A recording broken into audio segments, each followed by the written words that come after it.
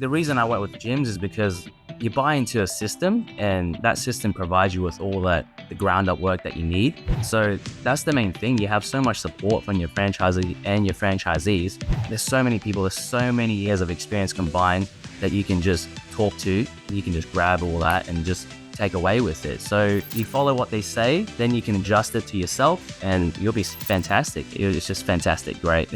So today on the Jim's Mowing podcast, the Jim's Group podcast, I'm joined by Samuel Chen, and you're from up in Jim's Mowing, Queensland. And people might recognise you from, we did a video with you ages ago when we were down at head office here. I think this is back in the day when we did a lot of short clips in training. And I remember you're from one of those clips. You had a lot of great enthusiasm, really great, a bunch of attitude. So it's great to be able to catch up with you. And I looked on the system as well before I jumped on, and perfect 5-star record. So you've been going for more than a year and a half now. And, you've got great feedback from your franchisor. I had looked through the notes, and we've got notes in the system here, and it's always a great positive discussion with your franchisor, Sam. So maybe just talking about your journey so far and how you've been going since you came down to training here at National. Well, thanks for that, Joel. Ever since I came down to National for the training, it's been sort of trying to get on the road as fast as I can. It was the middle of the winter at the time. So during that period was just sort of getting to learn the ropes, just do everything one by one, step by step. It was a good period as well. And, with the help of my franchisors, they really put me towards the right direction. And with that time, it was, I was able to adjust and learn how I can quote, how I can do the jobs, or just sort of take my time, as a new franchisee, you get that, with, as you slowly build up, you get that chance to sort of just take your time and learn. I say, like, have a bit of quality over quantity, don't rush things, just take your time and make it perfect. And then, and I suppose I just sort of treated my customers the way I would want to be treated too. Just be nice and, always want to be always smiling and be happy. And I think that sort of reflects back on them, and they can see that, and they're very happy to pass on the good feedback. And what were you doing prior, Sam? I can't remember what you told me down here, but what were you doing prior to the Jim's Mowing franchise? Before I joined up with Jim's, I was a floor manager trainer at the casino down in here. Yes, that's right. Yep. Yes. So we were doing, so I did that for about 5 years and then left that, did a little bit of real estate for about a month, and then wasn't really good for me. So, and then, saw a bit of you seem like an honest, nice person. That's why real estate wasn't for you. But not bagging out real estate. They're good customer for that. But I was going to say, though, how's the change then been from some completely unrelated? I remember speaking to you down here. You said you really want to build a really good business and all that sort of stuff. So how have you found the change for one? And how's sort of the money been? You don't have to say how much you've been earning, but how have you found it compared to what you're doing previously as well? Oh, fantastic.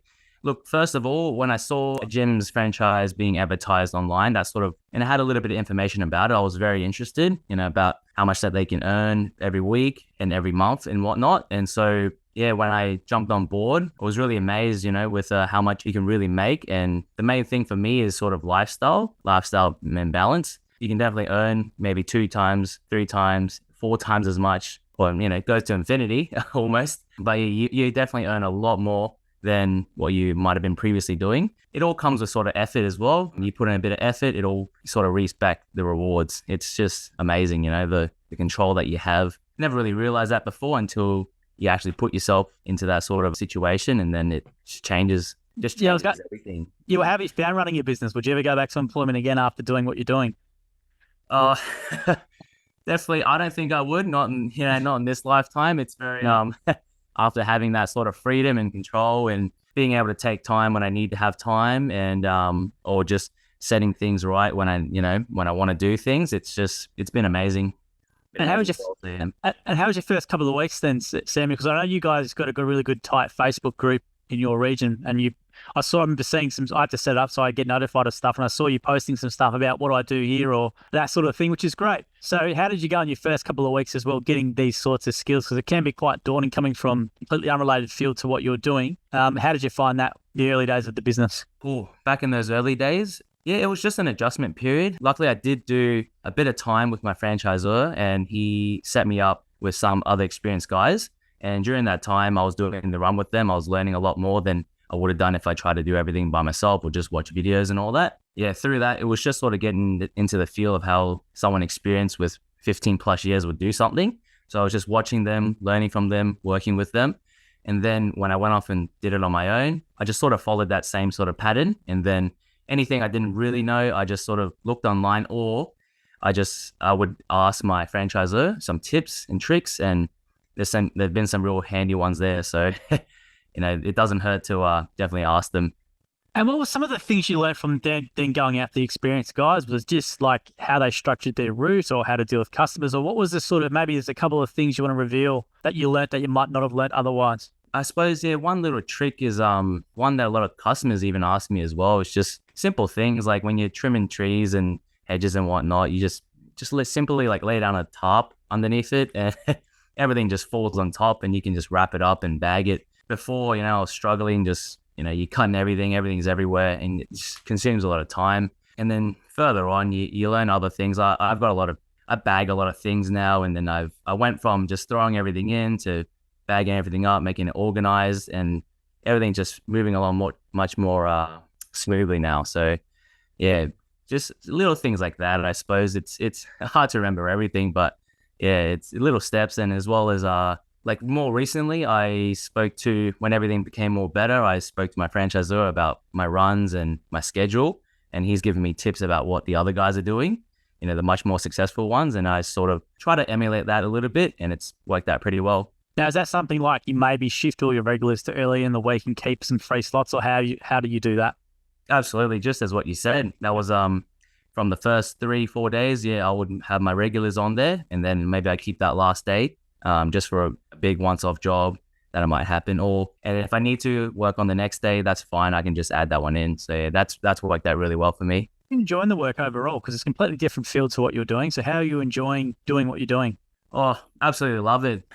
Couldn't change it for anything else. It's from being indoors to being outdoors. It's completely amazing. But it does have a bit of adjustment period. What I did find was I didn't have to go to gym as much or at all anymore. So it's really good exercise to get out there, just move on with that. And it wasn't I wouldn't say it's too difficult either. I'm just the sort of person who you can learn on the job very fast. If you're hands-on kind of person, then yeah, you can pick it up very fast. And it's just make sure you're doing things right and always ask questions.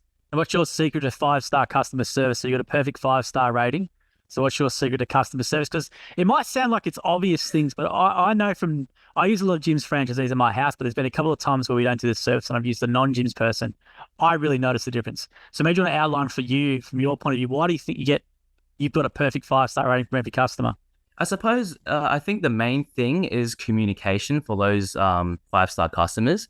If I realize if you respond to them quickly and in a very good manner, don't be rude, learn who they are. That's the main thing, is learn what type of person they are, and just sort of adjust the way you talk to them based on maybe their age or maybe their situation. Maybe if they're a little bit, they're a little bit more timid, try to be nice and try to make them open up a bit to you.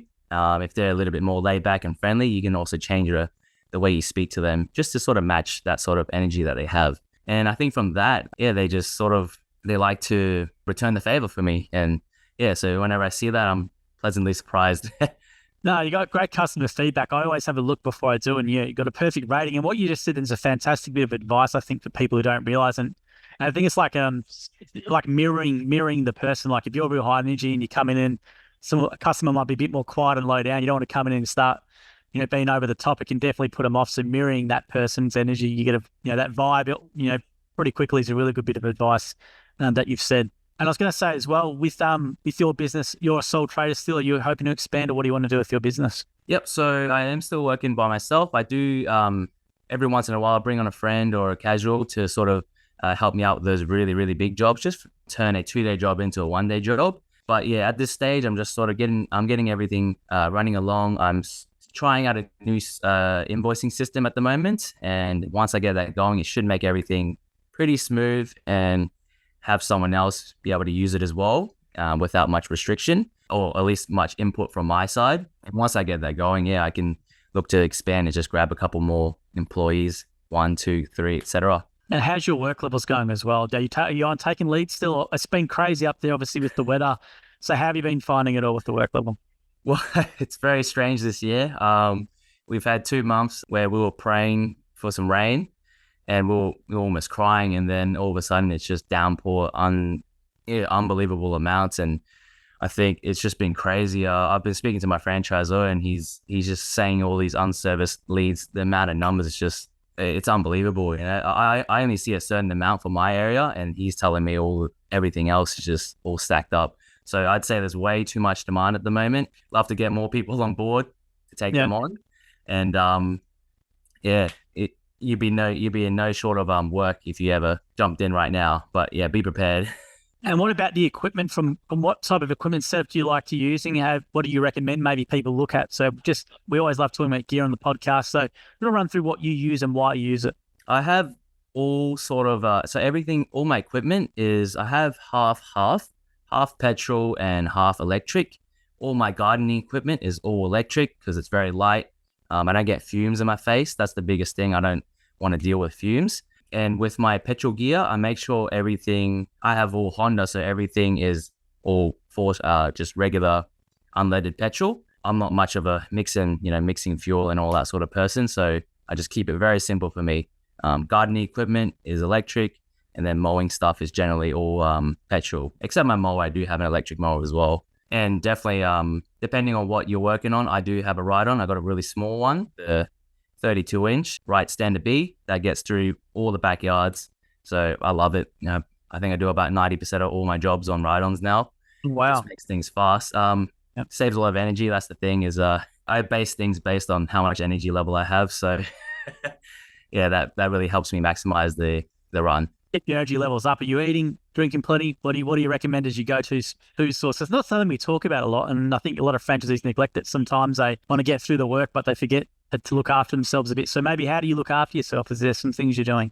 Absolutely. I did have the exact same issue as well when I first started. I forgot to eat every now and then, but later on when you get adjusted to everything and you're not trying to rush and your brain isn't everywhere, you can calm down. You can have breakfast, something small usually.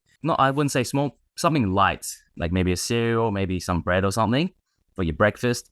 You don't want to have something too heavy because when you're out there, it might be a bit hard to find the toilets. So just be careful of that. And then lunchtime, just bring something on board that you can eat, usually, with your hands, something small like a snack bar, nut bar, fruits. I like fruits, bananas, apples. They're very easy to eat just with your hands. And then, you can just keep driving and whatnot and move along and then have a nice dinner.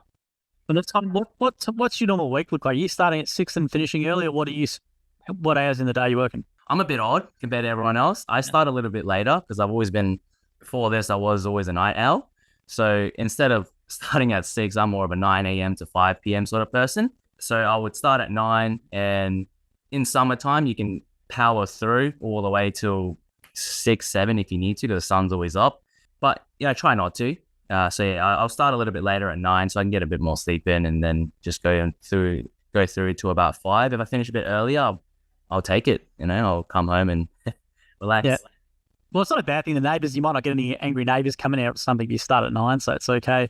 But I was going to say as well, I forgot to ask you at the start, Sam, how old are you actually? I am 26 at the moment, and I started last year when I was 25. 25. And what do your friends and family think about what you're doing? They've been pretty supportive. I wouldn't say, my family, we're a little bit, we let each other mind our own businesses. So, they've just been sort of there and just happy. They see that I'm doing pretty well and, I'm not struggling or anything. So yeah, I try not to get them too, worried about anything because. Yeah. No, I was going to say, because 25 running your own business, it can be quite, I definitely wasn't mature enough at that age to do it for sure. So it's pretty good feather in your cap to be running a really successful business already at 25 years old. Yeah. The main trick was, the reason I went with gyms is because you buy into a system and that system provides you with all the ground up work that you need. So that's the main thing. You have so much support from your franchisee and your franchisees. There's so many people, there's so many years of experience combined that you can just talk to. You can just grab all that and just take away with it. So you follow what they say, then you can adjust it to yourself and you'll be fantastic. Everyone, it's just fantastic. Great. and you've got to have a good attitude, because I remember you have a great attitude. I think that's 90% of the battle with any gym's franchise is follow the system, as you said, and the great attitude. And and John and Ian, how often do you talk to your franchisors, and maybe do you want to talk about what stuff do you go to them about? Is it just jobs or situations, or what are you going to them about? In the earlier times there, we would talk very often, me and John. John handles more of the existing franchisees. Ian handles the new guys. So it was sort of a switch between the two. But now I talk to John a bit more. What we do is when he gives me a call every month or so now, but back then it was every week, just to catch up and see how things were going. And if I had any questions, that's where I sort of learned the trick with the tarp and all that. And then eventually when he called me recently, it was more about scheduling and fixing up my clients and whatnot. I think if I ever speak to them though, it's normally just a question about what I do with a very specific situation. You know, maybe a customer has an issue with this, or I'm looking at a certain job and it might be a bit out of my scope, or I'm not too exactly sure what are the boundaries or what to do from here to there. It's just that sort of stuff. And usually they do have a pretty good answer for me. If not, I can reach out to any other experienced franchisees in the area. So that's that as well. What about the technical side of the business? A lot of guys look at Jim's Mowing and come from a completely unrelated environment like you did. How long did it take you to feel technically proficient, let's say, with hedging or with these sorts of things? And you said a great thing before. You said you took your time, which I think was the perfect answer, that you take your time with it. But how long did it take you to sort of get up to a point where you thought, okay, I know exactly what I'm doing here? From the get-go, it was, I'd say, after a month, I was getting into a pretty good routine. And I think with the routine, you just sort of being comfortable with all the equipment just comes along with it. It's a very quick transition. I was also watching videos of John Wild and whatnot, talking about hedging and gardening and all those sort of tips. So I was just sort of following that as well and just making sure that I was doing what he does. And it worked out. So in that time frame, yeah, I'd give it, could be a few weeks, could be a month. It's a very short transition period to go from nothing to something. It doesn't take very long because you're out there for hours doing it. So it comes pretty quick.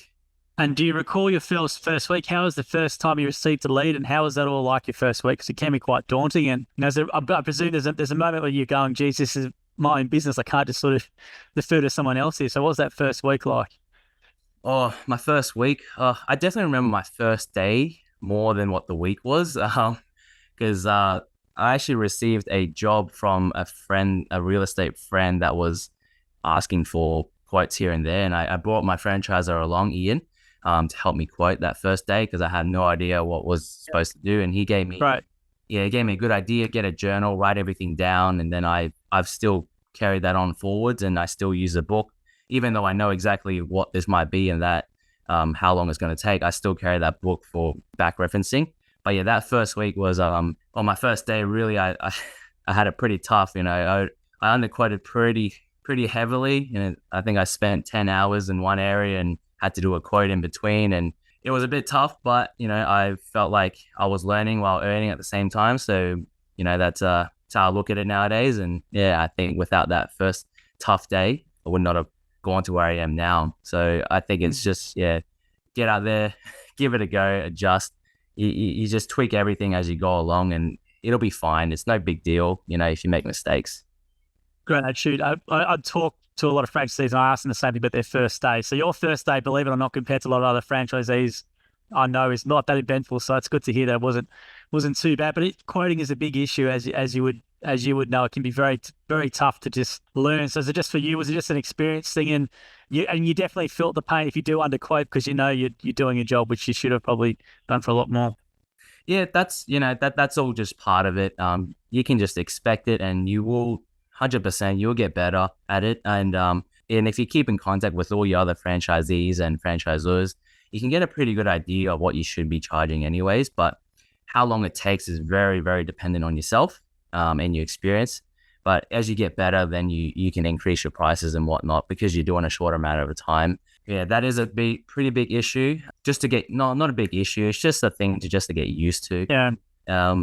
But it's fine. The more you do it, and if you buy into an existing franchisee, you have a run, and then you'll know how long a certain size might take. So even if you just do your regulars and you have less experience quoting, just sort of go off your experience that you have with your run that you get. And because you bought a new sale you bought a vacant, did you? Or Yeah, brand new. This was just quoting off a friend who had a bit of trouble. Yeah. And how long did it take you to build up your rounds, or how many regulars do you have currently as well? I think I have about, last night I checked, maybe around 60, 70 or so at the moment. And I do take a lot of once-offs as well, just with that extra day. I think it works out. I like having that once-off. It's just a big change from driving to spot to spot to spot. Having that balance is always good. I think doing one thing for too long can be a little bit mind-numbing and a bit tiring. So keep that pattern, just change it up a bit, and then it'll keep you very interested and highly motivated. No, I was just going to say, so you got around 60 to 70 regs, which is great, but you're saying you keep some time free so you can do those once-off big cleanups or things like that. Yeah, absolutely. Yeah, that's the main key to it. And then it really does help with income as well. If you need that bit of extra work, it's just keeping that day free. And what about the services? Obviously, you do the lawn mowing and all that sort of stuff. You've mentioned some garden cleanups. Is there anything else you've been doing for customers? I have done a bit of pressure washing too. That's another one you might be able to get into, especially in those winter times. Big cleanups, big spraying, gutter clearing as well. That happens a lot in winter as well. Yeah, and a bit of landscaping as well, laying down turf and whatnot and removing the existing ones. That's a good one to also get in winter as well. How did you go with that then? Because that's obviously you would have done that for the first time and you've had to probably learn on the go. So how did you go with doing your first turf job? A little bit daunting at the start, I'm not going to lie. But the main thing was during the training in National, I brought a big book, a big notebook, and I've written down, when they were explaining it, when John was explaining everything, I was pretty particular about that. So I wrote down step by step everything, even the drawings that he did, I wrote it all down in my book. And then I just sort of cross-referenced that with some information online and just matched the two. And then I was good to go. And then once I laid it out and did the job, I was like, this is fantastic. This is great money, and not too hard as well. So yeah, definitely get into that. If you're a little bit worried about it, just give it a try. Start small though. Don't start too big. Always start a little bit at a time. That's great advice, and there's so many resources that you can use for it as well. I was going to say, has there been anything that surprised you about doing the franchise? Like, you found you might have enjoyed it more, or is there anything that surprised you about doing it, or is there any sort of things that maybe some people should know that they probably don't know? I think a lot of people are worried about the franchise costs and fees and whatnot, but if you read into it, it's a very minimal cost for what it is, and it's quite fair for what it is. It's based on rates rather than commission, so it's really, really fair. It's very uncommon as well, so I think it's just fantastic. That's the main question about the franchise. Hey, what's gyms like and what's the fee is probably one of the biggest questions, the most questions I get about that. I say it's great. It's not that much, and it's the more you earn, it doesn't mean that you're gonna fork out tons and tons of money. It's great. Yeah, it's the biggest misconception with gyms, isn't it? We always see it online with social media posts, and someone says, "Oh, don't give Jim 40% of your money. Do a few letterbox drops, and you'll be busy as, and that's it." So because there is always the independent versus Jim's mowing argument, because obviously you weren't unrelated, so Jim's mowing is probably a perfect vehicle for you. But like, if you were an independent, what would you sort of say to them maybe because obviously they might go, I don't want to not do something that's not my name, but just from a lead gen point of view, like you don't have to worry. Do you have to really worry about it, or are you still generating referrals, or does it just all come through the call center, or how's that been from that aspect? I think work has been great. Like all the leads that come in, you get so many, especially during summer. Winter's been pretty stable as well. Especially when I started, I was able to get, there's a system where you get a little bit more than the other experienced guys. So as soon as I started off in winter, I was able to kick things off, above the pay for week guarantee. Yeah, that's the one. Yeah. Yep. So, I would say definitely don't need to worry about it. Just go out there, try to get as much jobs as you can during that early period. And as I do have a friend that's an independent, we both started at a very similar time. So I do have conversations with him and his experiences.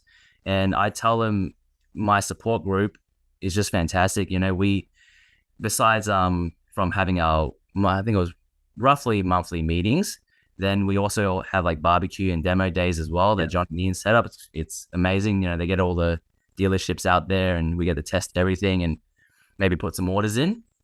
But those are just great, it's more about like the community that we have. It's fantastic. You don't really get that if you start by yourself, which can be a bit tough. You might have to just outsource, try to find people online, strangers and whatnot. And that's okay, but it's not quite the same as meeting a whole, 50 other people and just having a chat and getting to know each other and just talk about everything because we all have something in common.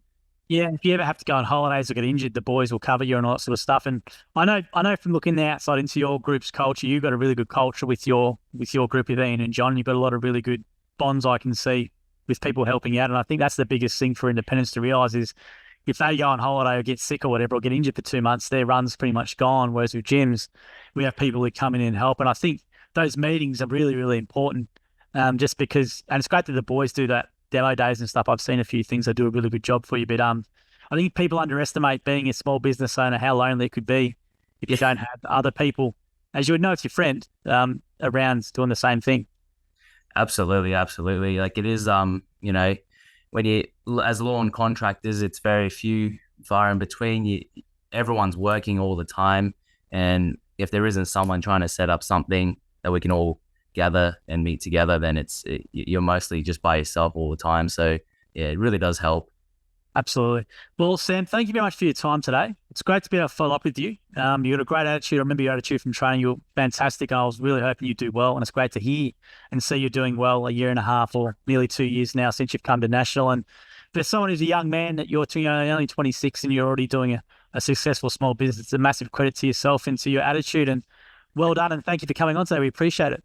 Thank you so much, Joel. Really appreciate it. No worries. Thank you for listening to the episode of the More Than Just Mowing podcast by Jim's Mowing. If you do need help with your local gardening expert, please give us a call at 131 546 for Australia, 0800 454 654 for New Zealand, or head to jimsmowing.com.au or jimsmowing.co.nz. If you liked what you heard, please make sure to leave us a review as well, wherever you consume your podcast. We appreciate your support. And until next episode, we hope you have a great week.